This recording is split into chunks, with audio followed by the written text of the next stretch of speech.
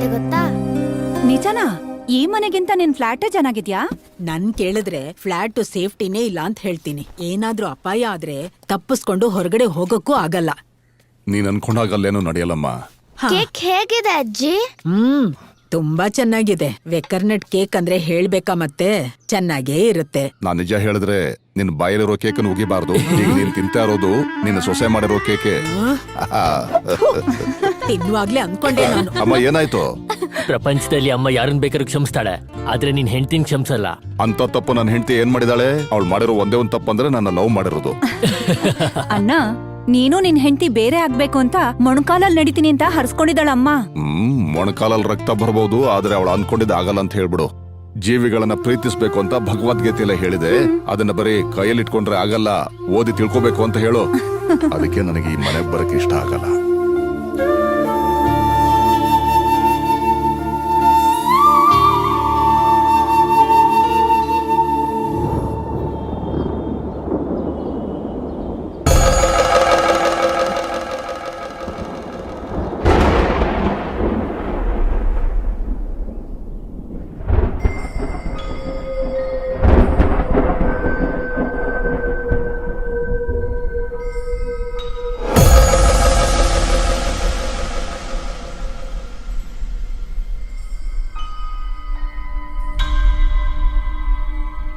ನನಗೆ ಪ್ರಜ್ಞೆ ಬಂದಾದ್ಮೇಲೇನೆ ಅವ್ರು ನನ್ನನ್ನು ಸಾಯಿಸಿಲ್ಲ ಅಂತ ಗೊತ್ತಾಯ್ತು.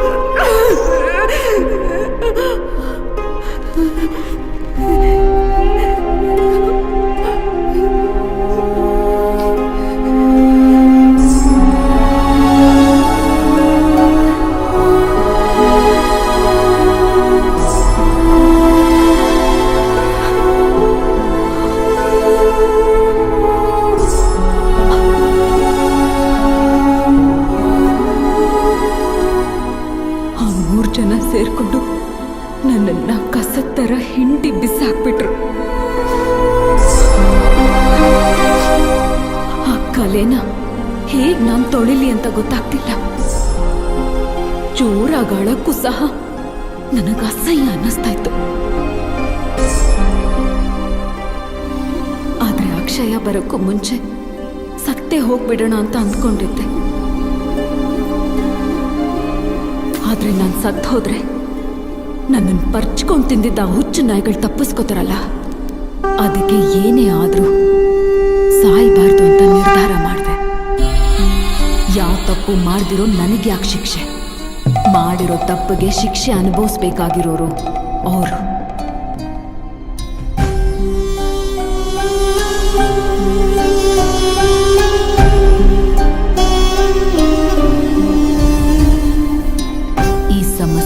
ಒಂದೇ ಪರಿಹಾರ, ಮಾಡಿರೋ ತಪ್ಪನ್ನ ನೆನೆಸ್ಕೊಂಡು ಆರ್ಯ, ಸುಧೀರ್, ಪಾಂಡು ಮೂವರು ವಿಲವಿಲ ಅಂತ ಒದ್ದಾಡ್ ಸಾಯ್ಬೇಕು. ಆದ್ರೆ ಅಕ್ಷಯ ಬರೋದ್ರೊಳಗಡೆ ನಾನು ಬೇರೆ ವಾಸುಕಿ ಆಗಿದ್ದೆ. ಹಾ ಹೇಳು ಸುಧೀರ್, ರೂಮ್ ಸಿಕ್ತಾ? ಓಕೆ. ಇಲ್ಲೇನ್ ವಿಶೇಷ ಇಲ್ಲ. ವಾಸುಕಿ ಬಾತ್ರೂಮಲ್ಲಿ ಕಾಲ್ ಜಾರ್ ಬಿದ್ದೋದ್ಲು. No no, she's fine.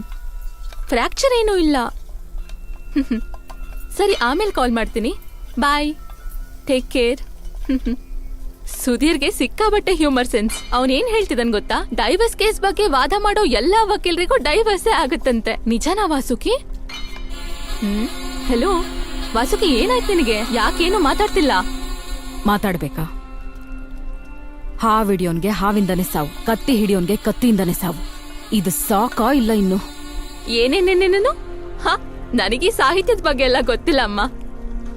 ವೆಂಕಟ್ ಮನೆಗ್ ಬರುವಾಗ ಏನ್ ತಗೊಂಡ್ ಬರ್ತಾನೆ? ಆಪಲ್ಲ ಮ್ಯಾಂಗೋನಾ? ಮ್ಯಾಂಗೋ ಆದ್ರೆ ನನ್ಗೂ ಕೊಡು. ವಾಸುಕಿ, ನಿನಗೊಂದ್ ಸರ್ಪ್ರೈಸ್. ಯಾರು ಬಂದಿದಾರ ನೋಡು. ಏನಾಯ್ತು ನಿನ್ ಕೈಗೆ? ಅದು ಸ್ನಾನ ಮಾಡಿ ಭಯ ಪಡೋಂತದ್ ಏನೂ ಇಲ್ಲ, ಬಾತ್ರೂಮ್ ಅಲ್ಲಿ ಜಾರ್ ಬಿದ್ಲು ಅಷ್ಟೇ. ಅರ್ಧ ಶಾಂಪು ಯೂಸ್ ಮಾಡಿ ಬಾತ್ರೂಮ್ ಅಲ್ಲಿ ಸ್ಟಾಕ್ ಇಟ್ಕೊಂಡ್ರೆ ಕಾಲು ಜಾರುತ್ತೆ, ಎಲ್ಲ ಜಾರುತ್ತೆ. ಸಾಕ್ ನಿಲ್ಸೋ. ಅವಳ ಕೈ ಗೇಟ್ ಮಾಡ್ಕೊಂಡ್ ನೋವಲ್ಲಿದ್ರೆ ನೀನ್ ಏನೇನೋ ಮಾತಾಡ್ತಾ ಇದ್ಯಾ. ನಾನೇನು ನಿನ್ಗೋಸ್ಕರ ಬಂದಿಲ್ಲ, ನನ್ ಸೊಸೆ ನೋಡಕ್ ಬಂದಿದ್ದೀನಿ. ಮನೆ ತುಂಬಾ ಚೆನ್ನಾಗಿದೆ, ತುಂಬಾ ನೀಟಾಗಿ ಇಟ್ಕೊಂಡಿದ್ಯಾ.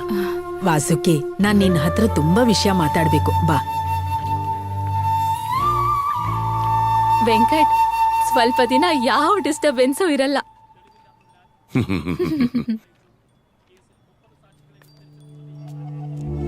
ನನ್ ಮೇಲೆ ನಿಂಗ್ ಯಾವ ಕೋಪನೂ ಇಲ್ಲ ಅಲ್ವಾ?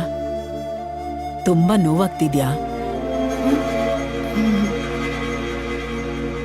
ಯಾರೋ ಈ ಹುಡುಗಿ ನಾ ಮಲಯಾಳಿ ಅಂದಿದ್ದು. ಬೊಟ್ಟು ಕಾಡ್ಗೆ ಒಂದ್ಸಲ ಮುಖ ನೋಡು, ಅಚ್ಚ ಕನ್ನಡತಿ ತರ ಕಾಣಿಸ್ತಾಳೆ. ಹಾಗಾದ್ರೆ ನಿನ್ಗೆ ಓಕೆನಾ? ಸೊಸೆ ನಿನ್ಗೆ ಹಿಡ್ಸದ್ಲಾ? ನನ್ಗೋಕೆ ಕಣೋ, ಆದ್ರೆ ನೀನ್ ತೋರ್ಸಿರ್ಲಿಲ್ವಲ್ಲ. ಇವತ್ನಿಂದ ಈ ಮನೆಗೆ ಇವಳೇ ಯಜಮಾನಿ. ಹಾಗಾದ್ರೆ ಮನೆ ಜವಾಬ್ದಾರಿ ಎಲ್ಲ ಅವಳಿಗೆ ಕೊಟ್ಬಿಡು. 8 ತಿಂಗಳು ವೇಸ್ಟ್ ಆಯ್ತು. ನಿನ್ನ ನೋಡಕ್ಕೆ ಮುಂಚೆನೇ ಬರ್ಬೇಕಾಗಿತ್ತು.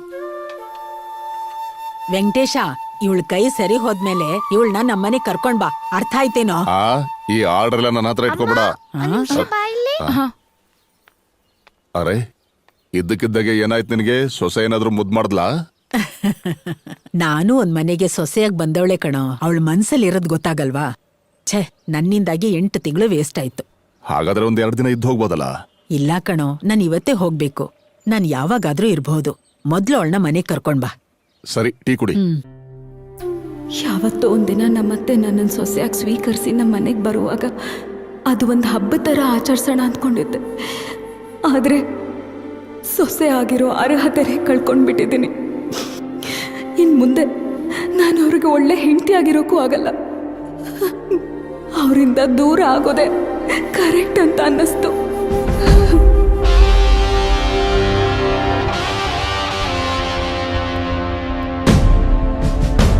ನಡೆದಿದ್ದಿದೆ ಮೇಡಮ್.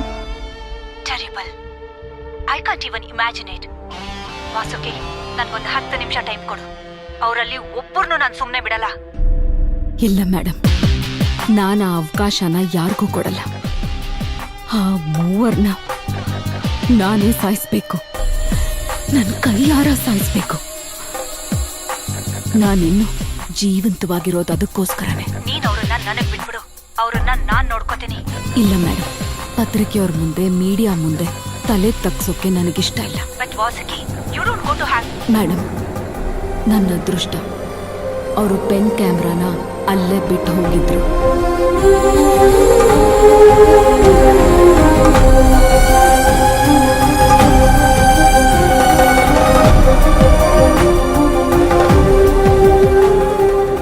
ಅವರಿಬ್ರು ಗೋವಾಗ್ ಹೋಗಿ 12 ದಿವಸ ಆಯ್ತು.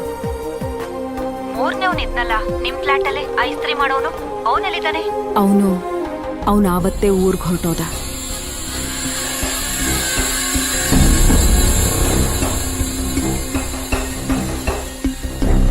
ಅವರಿಬ್ರು ಹೇಗೋ ವಾಪಸ್ ಬಂದ್ಬಿಡ್ತಾರೆ. ಆದ್ರೆ ಇವನ್ ಯಾವಾಗ ಬರ್ತಾನೋ ಗೊತ್ತಾಗ್ತಾ ಇಲ್ಲ. ಅವ್ರ ಮೇಲೆ ಪ್ರತೀಕಾರ ತೀರಿಸ್ಕೊಳ್ಳೋಕೆ ಇದೇ ಕರೆಕ್ಟ್ ಟೈಮ್. ನೀವು ನನ್ನ ಜೊತೆನೇ ಇರಬೇಕು ಮೇಡಮ್.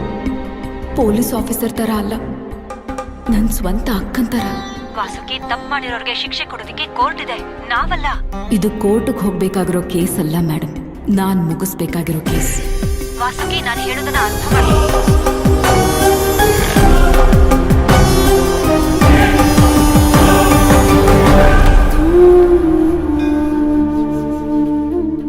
ನಾನು ಬೇಡ್ಕೋತಾ ಇರೋದು ನನಗೋಸ್ಕರ ಅಲ್ಲ, ನನ್ನ ಹಾಗೆ ಬಲಿಯಾಗಿರೋ ಎಲ್ಲರಿಗೋಸ್ಕರ.